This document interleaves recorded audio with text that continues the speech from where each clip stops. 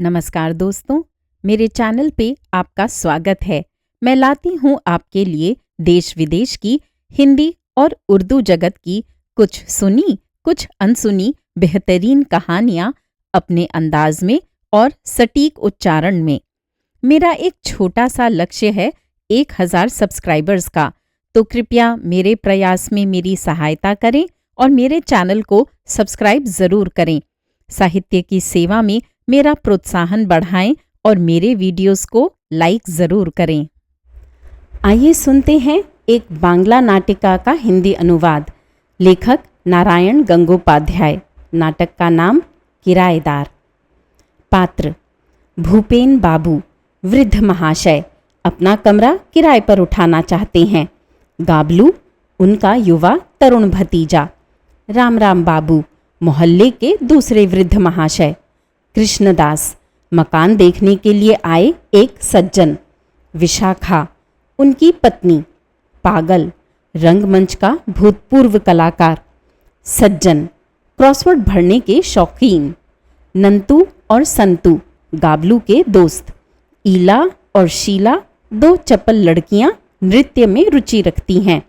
जनार्दन, निताई, कृपा सिंधु, विजय घोष, मोहल्ले के व्यक्ति। स्थान भूपेन बाबू का खाली कमरा। समय सुबह। एक साधारण से कमरे में ताज़ी सफ़ेदी हुई है। 2-3 कुर्सियां और एक मेज कमरे में हैं। 65 वर्षीय भूपेन बाबू अपने हाथ में एक अखबार लिए हुए प्रवेश करते हैं। वह उसमें छपे हुए एक विज्ञापन को देख रहे हैं।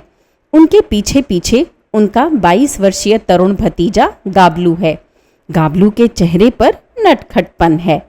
भूपेन, क्यों गाबलू, विज्ञापन ठीक ठीक छपा है ना?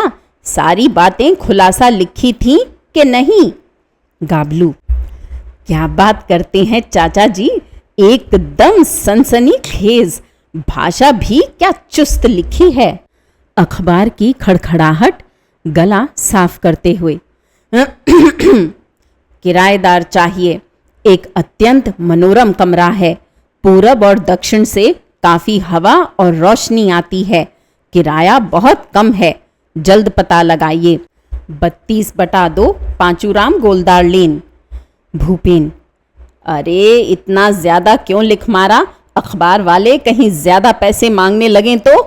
गाबलू, ओह, तुम समझते नहीं चाचा जी, बड़ी मछली फांसने के लिए बड़ी सी बंसी डालनी पड़ती है।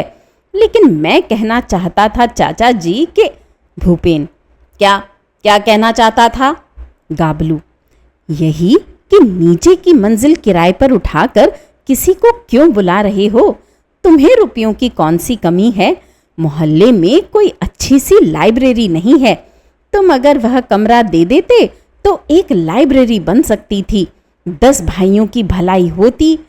भूपेन मुंह बनाकर, रायबरेली है, सुनते ही तबीयत बाग बाग हो गई। जरा इतना बताना कि वह सब कूड़ा करकट पढ़कर किसका क्या फायदा होगा? बस यही मुरहापन सीखोगे और क्या। मुझको ही देखो ना, पढ़ने के नाम पर अखबार में महज शेयर मार्केट के भाव ताव देखता हूँ, समझे? और फिक्र ही क्या है, भगवान की दुआ से हर महीने। रुक कर धीरे से, रहने दे, क्या मालूम कहीं कोई इनकम टैक्स वाला दुबका बैठा हो। जोर से, और तुम लोगों का वह हाबुल दत्त फर्स्ट क्लास MA, किताबें पढ़ते पढ़ते गरीब गरीब अंधा ही हो गया। महीने में उसे कितना मिलता है? कुल 150। रायबरेली लाइब्रेरी रटे जा रहे हैं। गाबलू, पर चाचा जी, लाइब्रेरी का मतलब है ज्ञान, यानी रोशनी। भूपेन, रहने भी दे, रोशनी। ऐसा ही होता तो हाबुल दत्त के कमरे में 500 पावर की बत्ती जलती होती। जाकर देख कर आओ ना। अभी बिजली का बिल अदा नहीं कर पाया, कंपनी वालों ने कनेक्शन काट लिए हैं। चल चल, जा भाग मेरे सामने से, मैं कहता हूँ चल। बाहर से राम राम बाबू की आवाज़ सुनाई पड़ती है। भूपेन दा, घर पर हो? ए भूपेन दादा, मैंने कहा घर पर हो ना। भूपेन, आओ धीरे से। क्या मुसीबत है, सवेरे सवेरे भाई का रिश्ता जोड़ने कौन चला आया। अधेड़ राम राम बाबू प्रवेश करते हैं। राम राम बाबू, अरे कहो भूपेन दादा, खैरियत से तो हो? तुम्हारी गठिया बाई अब तो ठीक है? सामने वाले वह 2 दांत हिल रहे थे, उन्हें उखाड़ फेंक दिया कि नहीं? तुम्हारी वह खट्टी डकारें आने की। भूपेन, अरे रुकिए रुकिए राम राम बाबू, रुकिए, जरा दम तो लेने दीजिए। हमेशा तो आप मुझे भूपेन जी कहते रहे, आज अचानक दादा दादा क्यों करने लगे? राम राम बाबू, हाय हाय, इतने दिनों कसूरवार था भूपेन दादा, आज मुझे इसका ज्ञान हो गया। 1000 हो, आप एक जाने माने व्यक्ति, मोहल्ले के सिरमौर, काम में बुद्धि में। गाबलू बीच में बात काटकर, रूप में गुण में। राम राम बाबू, क्यों नहीं क्यों नहीं, रूप में गुण में शौर्य में आप तो सब कुछ में अद्वितीय पुरुष हैं, और सिर्फ दादा ही क्यों, इन्हें तो। गाबलू, पर दादा कहने में भी कुछ संतोष नहीं मिलता। भूपेन, ठहर तो बंदर कहीं का, ज्यादा मस्खरापन मत कर। हाँ तो सुनाइए राम राम बाबू। राम राम बाबू, जी दादा। भूपेन, मैं तो आपकी नस नस से वाकिफ हूँ, कारण ही आज ऐसी मिठास बरसा रहे हैं, ऐसे असामी तो हैं नहीं, तो आप अपना इरादा साफ कर दीजिए। राम राम बाबू, छी छी छी, इरादा क्या होगा, अरे भाई पड़ोसी हैं, हाल चाल पूछने चला आया हूँ बस। हाँ तो मैं कह रहा था कि अपना ये कमरा तो आप किराए पर उठाएंगे? भूपेन, ज़रूर उठाऊंगा, इसीलिए तो अखबार में इश्तिहार छपवाया है। राम राम बाबू, इसीलिए आया भी हूँ। भूपेन आश्चर्य से, हैं? राम राम बाबू, नहीं नहीं, मेरा मतलब है कि बिल्कुल यही बात नहीं है, सोचा भाई साहब मोहल्ले के सिरमौर हैं, एक दफ़े सवेरे जाकर खैरियत पूछाऊं, उनकी खट्टी डकारों का क्या हाल है ज़रा देख आऊं, और ये कहना था,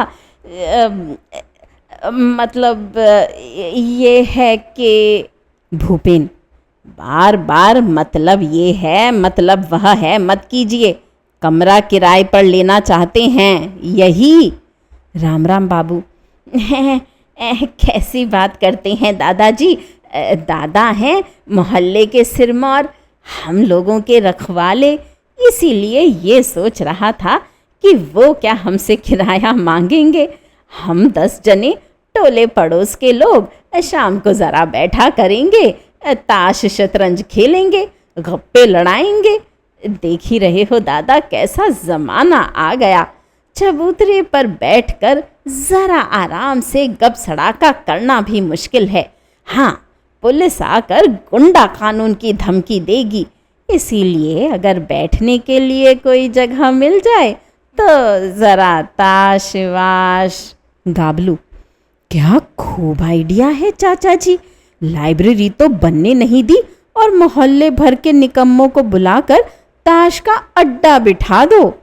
भूपेन, बिठा रहा हूँ, निठल्लों की जमघट शिवालय में है ना, निकलिए निकलिए, निकल जाइए, मैं कह रहा हूँ निकल जाइए। राम राम बाबू, मुझसे कह रहे हैं आप दादा? भूपेन, रहने दीजिए, अब दादा दादा छोड़िए, मैं कहता हूँ निकल जाइए, जाइए यहाँ से, चलिए। राम राम बाबू, क्या मोहल्ले के लोग हैं हम लोगों की बेइज्जती कर रहे हैं आप? अच्छी बात है जनाब, अपना सिर लोहे से तो मढ़वा नहीं रखा आपने, एक ना एक रोज तो मरोगे ही, तब देख लूंगा कंधा कौन देता है। गुस्से से बाहर निकल जाते हैं। भूपेन, कंधा देने की जरूरत नहीं तुम लोगों को, अगर कंधा दिया तो भूत बनकर एक एक की गर्दन मरोड़ दूंगा। निठल्ले कहीं के, मेरे घर ताश का अड्डा जमाने चले हैं। गाबलू, एक लठ रख ले अपने हाथ के पास, आते ही खदेड़ देना इसे। गाबलू, लठ कहाँ से मिलेगा चाचा जी? तुम्हारी चांदी वाली छड़ी ले आऊं? भूपेन, खबरदार खबरदार, मैं कहता हूं उस छड़ी में हाथ न लगाना। सींकियां पहलवान तो है, किसी ने दम से छीन ली तो मेरी कीमती छड़ी भी चली जाएगी। एक दंपत्ति का प्रवेश। पति दुबला पतला है, पत्नी जरा रोबीली है। कृष्णदास, नमो नारायण। भूपेन, हैं आप लोग कौन हैं? कृष्णदास, नमो नारायण, हम आए हैं। अधम का नाम है सेवक कृष्णदास। आप मेरी सहधर्मिणी विशाखा देवी हैं। हम आपका कमरा किराए पर लेने आए हैं। भूपेन, बहुत अच्छा बहुत अच्छा, बैठिए। कृष्णदास, बैठने की ज़रूरत नहीं, खड़े खड़े ही अपनी बातें कह डालूंगा।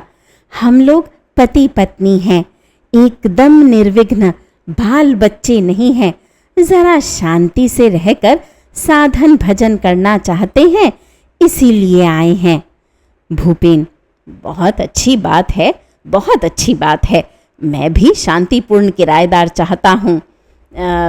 देखिए, लेकिन किराया 40 रुपया पड़ेगा। कृष्णदास, पड़े, कोई बात नहीं। श्री कृष्ण की कृपा से कुछ कारोबार है, आपको 6 महीने का किराया पेशगी दे दूंगा।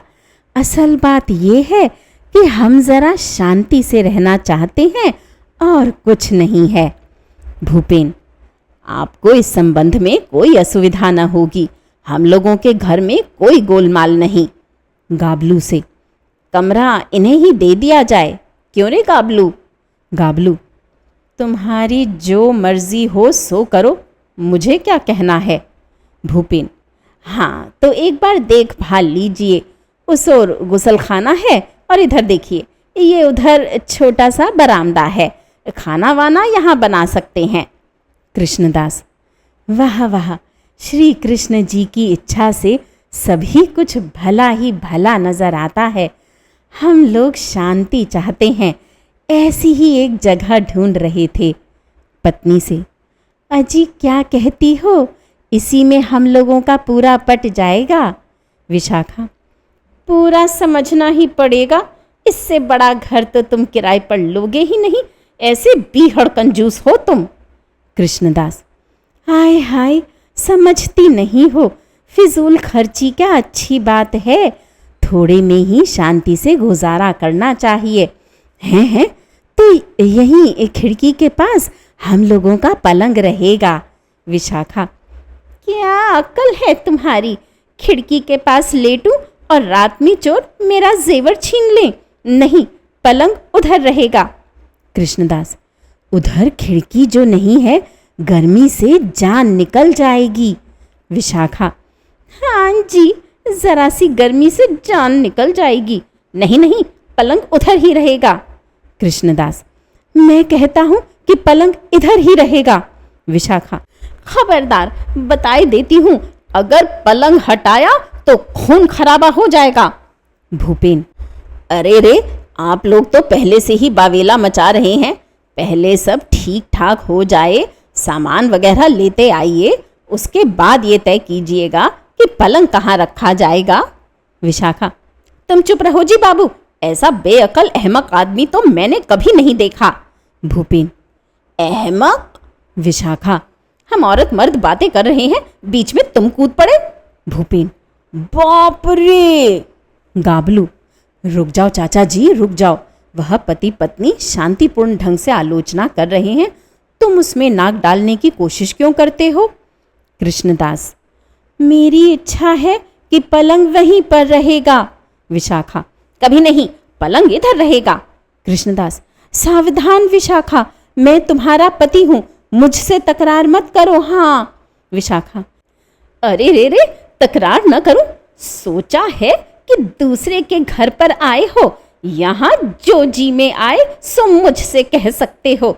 ठहरो, मैं तुम्हें मजा चखाती हूँ। झाड़ू, यहाँ कोई झाड़ू मिल सकती है? भूपेन, अरे भाई, आप लोग ये क्या कर रहे हैं? अरे अरे। इस बीच कृष्णदास भाग जाते हैं।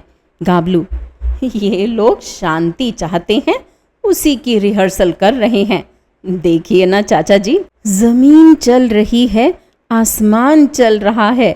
ये किसके इशारे हैं? जहां चल रहा है। भागिए चाचा जी, भागिए, मैं तो भाग रहा हूं। विशाखा, अरे मिल गई झाड़ू। कहाँ गया, कहाँ गया? झाड़ू मारना शुरू कर देती है। पलंग कहाँ रखा जाएगा, अभी दिखाई देती हूँ। गया कहाँ? छुपे हो? सोचा होगा कि मेज के नीचे भागकर मेरे हाथों से बच जाओगे। झाड़ू मारते हुए, अब बताओ कि पलंग कहाँ रखा जाएगा? बताओ, पलंग कहाँ रखा जाएगा? बताओ बताओ बताओ। भूपेन, अरे मार दिया, हाय रे। कराहना, हाय। विशाखा झाड़ू मारती जाती है। बताओ, पलंग कहाँ रखा जाएगा? बोलो बोलो।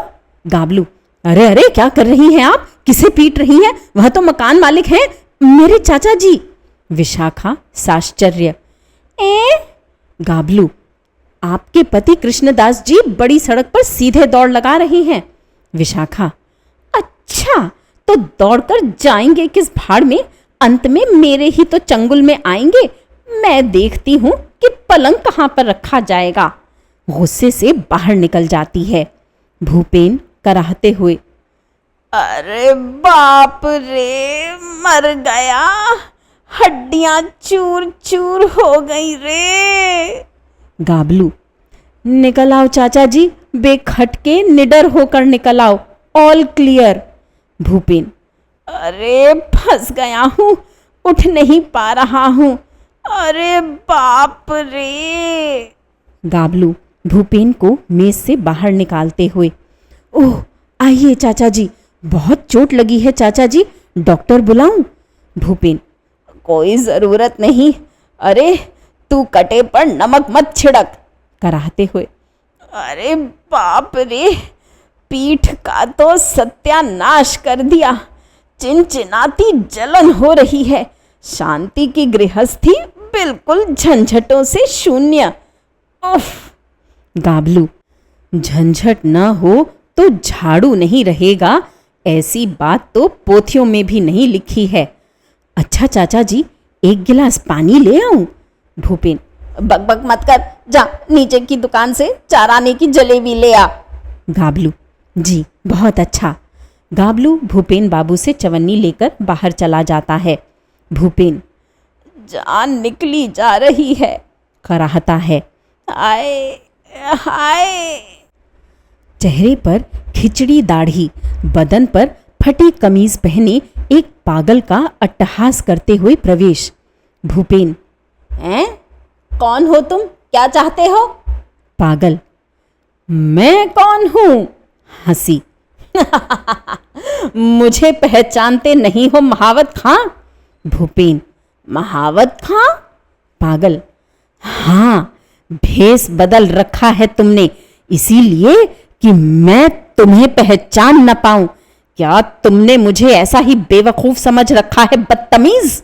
भूपेन, बदतमीज? मैं? पागल, तुम मेरे प्यारे ताजमहल को किराए पर उठाना चाहते हो? भूपेन, क्या मुसीबत है, अरे देखता हूं, ये तो पागल है। पागल, चुप रहो बदतमीज कहीं के, अभी तुम्हारी गर्दन धड़ से अलग कर दूंगा। भूपेन डरते हुए, धड़ से अलग?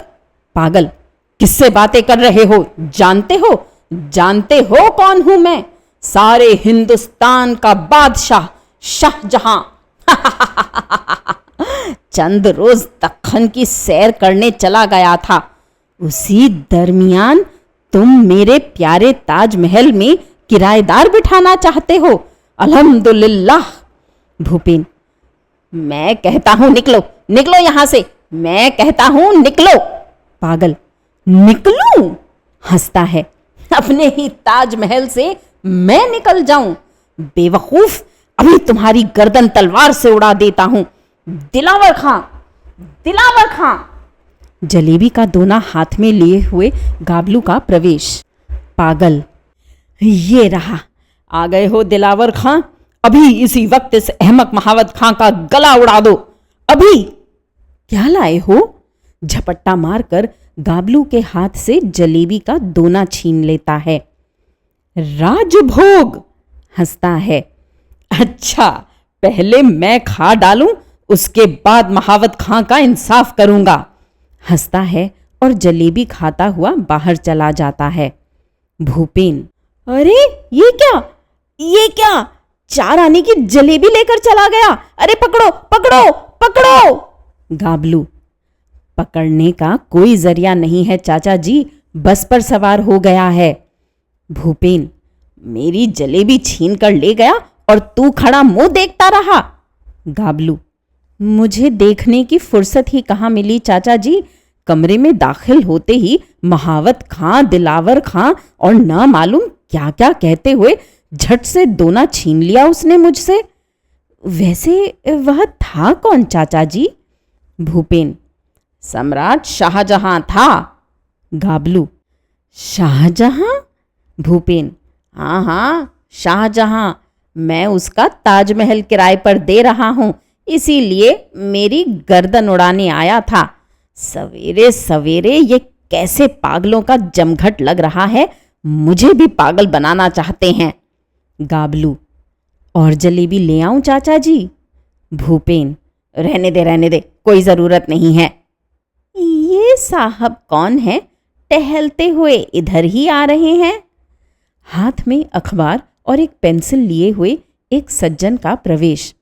सज्जन, ये कमरा किराए पर उठाएंगे आप? भूपेन, जी, ऐसी ही अभिलाषा थी, लेकिन आप?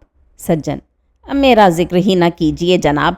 आज इतवार के सवेरे घर पर बैठकर आराम से कुछ क्रॉसवर्ड यानी वर्ग पहेलियां हल करता कि बच्चों की एक पूरी पलटन ने नाक में दम कर दिया। तो कमरा अब खाली है ना? भूपेन गाबलू से, अरे वाह वाह वाह, ये सज्जन तो कुर्सी पर भी बैठ गए और मेज पर अखबार भी बिछा लिया। गाबलू, चाचा जी आपका कमरा किराए पर लेने आए हैं। भूपेन, मैंने कहा वो साहब वो। सज्जन, ठहरिए, इस वक्त बोलिए मत, जरा सोचने दीजिए। अपने आप से, ये क्या है, ये क्या है, किसी तरह भी हल नहीं कर पा रहा हूं। एक नेसेसरी फॉर द कंट्री, क्या होगा? एक्सपर्ट होगा या एक्सपोर्ट होगा? सुनिए, जरा एक डिक्शनरी तो लेते आइए, English to English, latest edition. Gablu, ओ चाचा जी, ये तो डिक्शनरी मांगने लगे हैं। भूपेन, मैंने कहा आपका इरादा क्या है जनाब? कमरा सचमुच किराए पर लेंगे भी? सज्जन, किराए पर कौन लेता है साहब, खाली जगह मिल गई थी तो जरा बैठ गया हूं, पहेली हल किए लेता हूं, मगर आप लोग लगातार बक झक लगा रहे हैं। श्श, थोड़ी देर चुप रहिए ना। इस जगह क्या होगा? डोंग नहीं, डोंग तो हो ही नहीं सकता। नोंग, नोंग के क्या माने होते हैं साहब?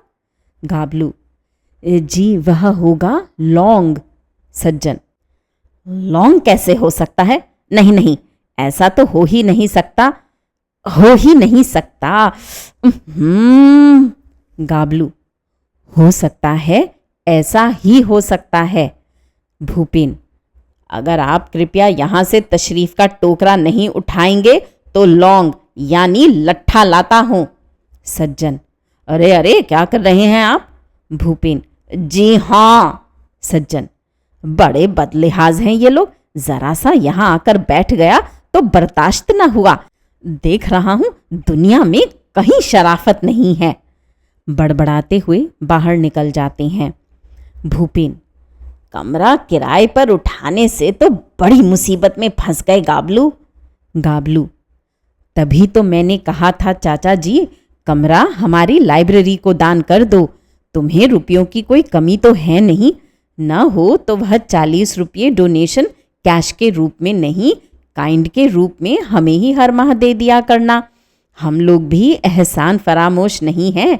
लाइब्रेरी का नाम लिख देंगे, भूपेंद्र लाइब्रेरी। दरवाज़ा खटखटाने की आवाज़। नंतू और संतू। दादाजी हम अंदर आ जाएं? भूपेन। अरे कौन? नंतू और संतू। आओ भाई आओ, आओ आओ। नंतू और संतू का अंदर प्रवेश। हाथ में लाल कपड़े की एक बड़ी और चौड़ी पट्टी है जिसे कमरे के बाहर लटकाया जा सकता है।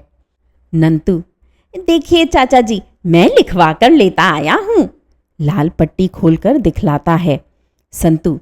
बहुत बढ़िया अक्षरों में लिखा है, भूपेंद्र लाइब्रेरी। नंतू। तो इसे बाहर टांग दूं क्यों रे गाबलू? भूपेन।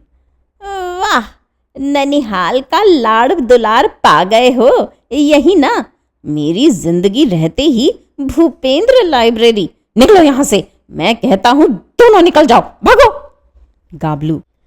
ओफो, समझते नहीं है चाचा जी। संतू। इससे मोहल्ले के बच्चों की बड़ी भलाई होगी। हम लोगों ने बहुत सी किताबें इकट्ठी कर ली हैं, सिर्फ आपका कमरा मिल भर जाए। भूपेन। देता हूं कमरा, देता हूं। ये सब गाबलू की कारस्तानी है। निकलो यहां से, लाइब्रेरी बनाएंगे, निकल जाओ। नंतू। लेकिन चाचा जी। भूपेन। आए से भागो यहां से। चालाकी करने के लिए कोई दूसरी जगह नहीं मिली तुम लोगों को? संतू। अरे बाप रे, चाचा जी को तो बहुत गुस्सा आ रहा है, भागो यहां से। नंतू और संतू लाल कपड़ा समेटते हुए भागते हैं। भूपेन। भागो यहां से, भाग भाग। और खबरदार गाबलू, तूने कहीं फिर लाइब्रेरी का नाम लिया नहीं कि कान उखाड़ फेंक दूंगा, याद रहे मेरी ये बात। दो सुंदर और चपल युवतियों का प्रवेश। भूपेन। ये लड़कियां कौन हैं? लड़की एक। नमस्कार। लड़की दो। नमस्कार। भूपेन। जी जी नमस्कार। लड़की एक। क्या हम एक बार भूपेंद्र बाबू से मुलाकात कर सकते हैं? भूपेन। जी, मैं भूपेंद्र हूँ, आप लोगों को क्या चाहिए? लड़की दो। अपना ये कमरा तो किराए पर देंगे ना आप? कुछ बुरा तो नहीं है, इसी में पट जाएगा, काफ़ी लंबा है ये कमरा। भूपेन। क्या कमरा किराए पर लेंगी? तो आप लोगों के साथ मर्द कहाँ है, किससे बात करूं? लड़की एक आश्चर्य से। मर्द? भूपेन। हाँ। लड़की दो। मर्द की क्या ज़रूरत है, आप हम लोगों से बातें कीजिए। भूपेन। आपसे? लड़की एक शीला। हाँ, हम लोग खुद ही अपनी अभिभाविका हैं। पहले अपना परिचय तो दे दूं। मैं हूँ शीला, जापानी नृत्य में कुशल हूँ, और ये है ईला, सभी किस्म के फोक डांसेस में माहिर, मणिपुरी से लेकर भांगड़ा तक सब जानती है। भूपेन। अच्छा अच्छा, बहुत खूब बहुत खूब। ईला। सुनिए, हम यहाँ पर एक नाच का स्कूल खोलेंगे। भूपेन। नाच का स्कूल? ये कैसी बात है जी, यहाँ पर ये सब नहीं हो सकता। शीला। क्यों नहीं हो सकता? बेशक हो सकता है। भूपेन अवाक। बेशक। शीला। नाच की क्या बराबरी हो सकती है? कसरत की कसरत, मनोरंजन का मनोरंजन, यानी एक फिक्रे में कहा जाए तो नाच ही राष्ट्र का भविष्य है। पर किराया विराया हम नहीं दे सकते। गाबलू। चलो, छुट्टी मिल गई, ये लोग नाच का स्कूल खोलेंगी और किराया भी नहीं देंगी। भूपेन। नहीं नहीं नहीं, यहाँ नहीं, आप लोग कहीं और देखिए। हाँ। ईला। कहीं और क्या देखें, ये कमरा हमें पसंद आ गया है। भूपेन। यही पसंद आ गया है। ईला। हाँ, आप फिक्र मत कीजिए, किराया न मिलने पर भी आप घाटे में नहीं रहेंगे। अपनी लड़कियों को भेज दीजिए, फ्री ऑफ चार्ज नाच सिखाएंगे। भूपेन। लड़की वड़की मेरे कोई नहीं है। हाँ, आप लोग। शीला। लड़की न सही, आपकी पत्नी को ही सिखा देंगे। गाबलू, ठीक है, चाची जी को नाच सिखाना हो तो आप लोगों को जरा और दूर जाना पड़ेगा। मतलब ये कि वह अब इस लोक में है ही नहीं। आप लोगों को स्वर्ग तक पीछा करना पड़ेगा। ईला, अच्छी बात है, तो भूपेंद्र बाबू ही सीख लेंगे। भूपेंद्र, जी मैं?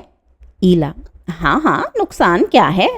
शीला, हाँ, जरा बूढ़े हैं, तोंद भी निकल आई है, कोई बात नहीं, फिर भी अच्छा खासा नाच लेंगे। नाच के लिए क्या कोई उम्र की कैद है? ये तो एक किस्म की कसरत है। यूरोप में जाकर देखिए, 80 साल के बूढ़े भी मज़े में रंभा, वॉल्स और फॉक्सट्रॉट नाच रहे हैं। इससे सेहत बहुत अच्छी रहती है। देखिए, ऐसे स्टेप्स लीजिए, 1 2 1 2। भूपेंद्र, बाप रे! गिर पड़ते हैं। ईला, शीला, क्या हुआ? क्या हुआ? ईला, ये अचानक गिर क्यों पड़े? गाबलू, जी इनके दिल की हालत बहुत खराब है। आप लोगों के नाच सिखाने के प्रस्ताव से ही। ईला, शीला, दिल की हालत बहुत खराब है, बेहोश हो गए हैं, क्या मुसीबत है। ईला, फिलहाल तो चलना ही चाहिए, चलो शीला। ईला और शीला भागती हुई निकल जाती हैं। गाबलू, गई। चाचा जी उत्तिष्ठतः जाग्रतः, तुम्हारा पतन और मूर्छा काफी कारगर साबित हुए। चाचा जी कराहते हैं। खड़े हो जाओ चाचा जी, वे चली गईं, 1000 हो, आखिर जननी वर्ग की हैं, बहुत जल्दी दया आ गई उन्हें। भूपेन, एक बार और जान बच गई रे गाबलू, इस बूढ़ी उम्र में वह मुझे नचाना चाहती हैं। जरा और आगे बढ़ता ना मामला तो ये महाप्राणी सरक ही जाता। गाबलू, मेरी अच्छी सी राय मान लो चाचा जी, तुम जरा भीतर जाकर लोटा भर पानी पीकर थोड़ी देर आराम कर लो, मैं तब तक इधर संभालता हूँ।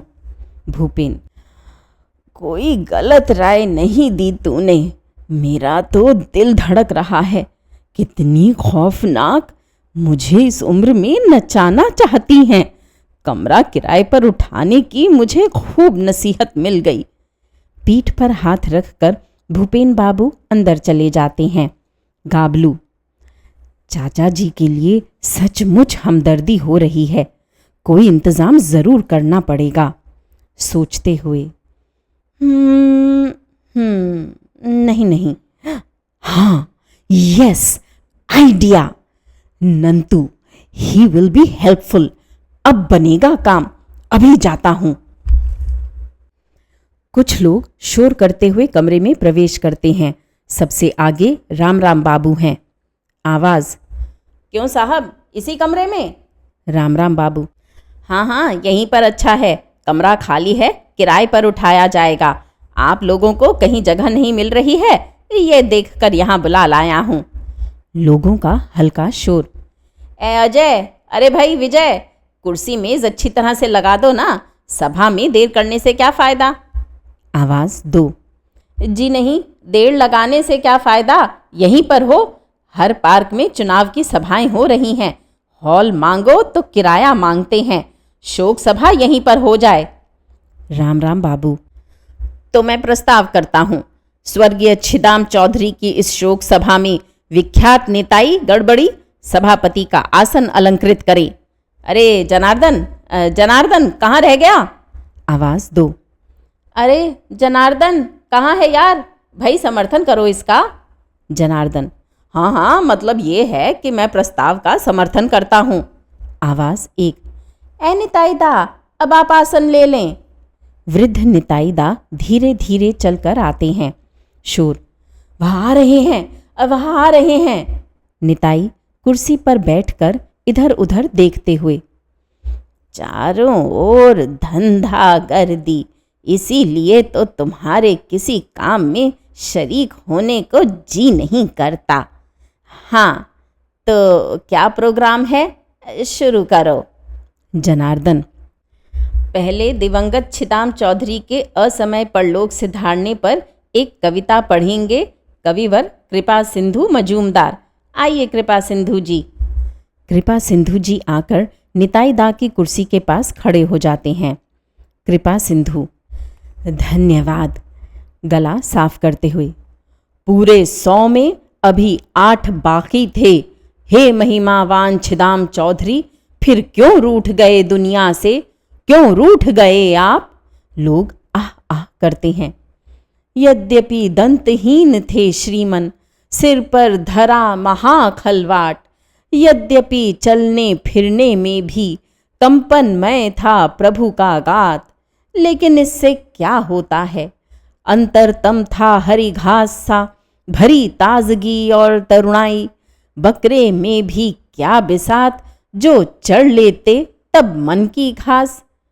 चारों ओर मचा कोलाहल, छिदाम चौधरी आह तुम चल बसे। हल्का शोर। भीड़ की ओर सिर झुकाकर कृपा सिंधु अपनी जगह जाते हैं। जनार्दन: अब श्रीयुत विजय घोष दिवंगत छिदाम चौधरी का पुण्य चरित्र सुनाएंगे।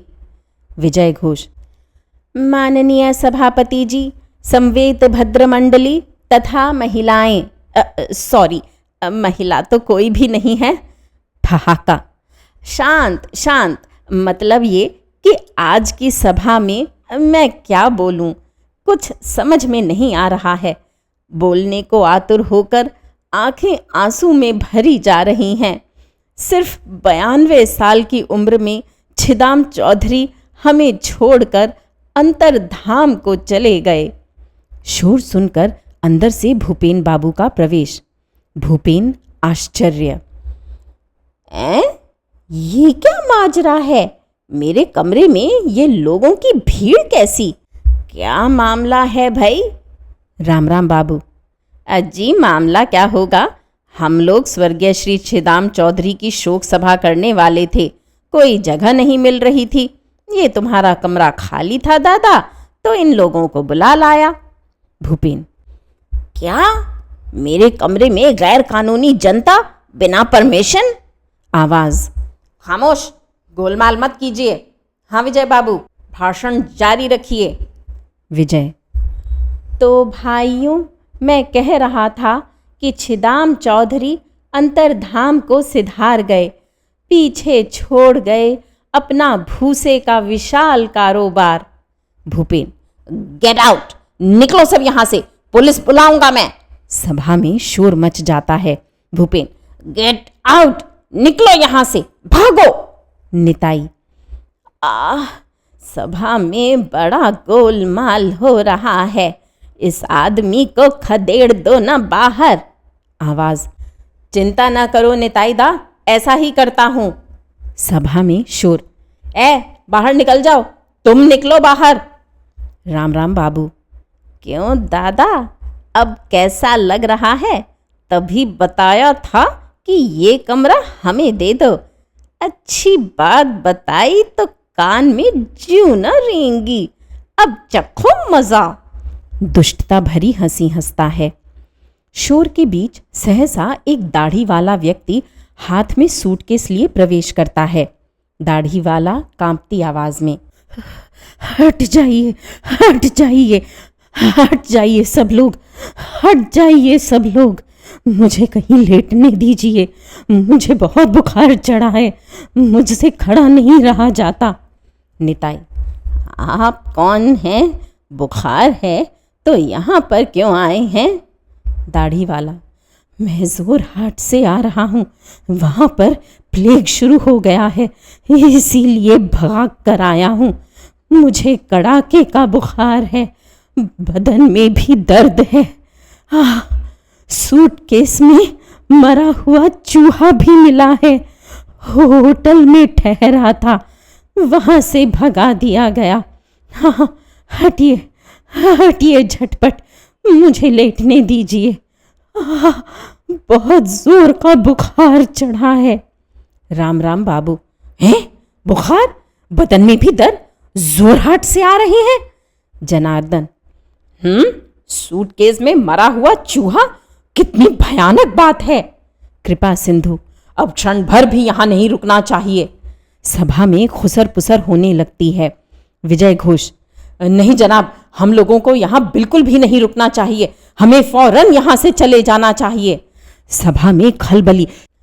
चलो भाई, चलो यहाँ से चलो, जल्दी। घबराहट के साथ सब लोग बाहर निकल जाते हैं। सबसे आगे राम राम बाबू हैं। कमरे में केवल भयभीत भूपेन बाबू और दाढ़ी वाला आदमी रह जाते हैं। भूपेन सांस लेते हुए, अब मेरा क्या होगा? आखिर मेरे कमरे में प्लेग का मरीज आ घुसा। अब तो घर पर ही मारे जाएंगे। गाबलू अंदर आता है। गाबलू हंसते हुए, कोई डर नहीं है चाचा जी, ये प्लेग का मरीज नहीं है, अपना नंतू है, नंतू। भूपेन आश्चर्य, नंतू? गाबलू, नंतू हटाओ अपनी नकली दाढ़ी मूंछ। भूपेन विश्वास नहीं हो रहा है। नंतू? नंतू अपने चेहरे पर से नकली दाढ़ी मूंछ हटाता है। गाबलू, क्या करूं चाचा जी, ये ना करता तो आपको बचाना मुश्किल था। भूपेन, क्या? गाबलू, वह लोग जिस तरह कमरे में शोक सभा कर रहे थे, उसे देखते हुए थोड़ी देर बाद हमें आपके लिए ही शोक सभा करनी पड़ती। भूपेन, बेटे, तुमने मुझे बचा लिया बेटे, तुम लोगों ने मुझे बचा लिया। हाँ, जान में जान आई, लेकिन उस सूटकेस में तो। गाबलू, प्लेग का चूहा नहीं है चाचा जी, देखिएगा क्या है। ये है वही लाल कपड़े की पट्टी जिस पर लिखा है भूपेंद्र लाइब्रेरी। सूटकेस खोलकर वही पट्टी निकालता है। चाचा जी, तो अब इसे। भूपेन, टांग दे, टांग दे, टांग दे, दरवाजे के सामने टांग दे। नंतू और गाबलू प्रसन्नता से, चाचा जी। भूपेन, किराए पर मकान उठाने की मुझे नसीहत मिल चुकी है। झाड़ू खाने से लेकर कुछ भी तो नहीं बचा। तुम लोगों की लाइब्रेरी ही बने, यही सब खतरों से खाली है। नंतू गाबलू, 3 cheers फॉर भूपेंद्र चाचा। Hip hip hurray, hip hip hurray, hip hip hurray. Bhupendra library वाली पट्टी कमरे में टांगते हैं। पर्दा गिरता है। श्रोताओं, अभी आप सुन रहे थे बांग्ला नाटिका किराएदार, लेखक नारायण गंगोपाध्याय का हिंदी अनुवाद। उम्मीद है ये कहानियाँ आपको पसंद आ रही होंगी। मेरे चैनल पर आने के लिए और इन कहानियों को सुनने के लिए धन्यवाद।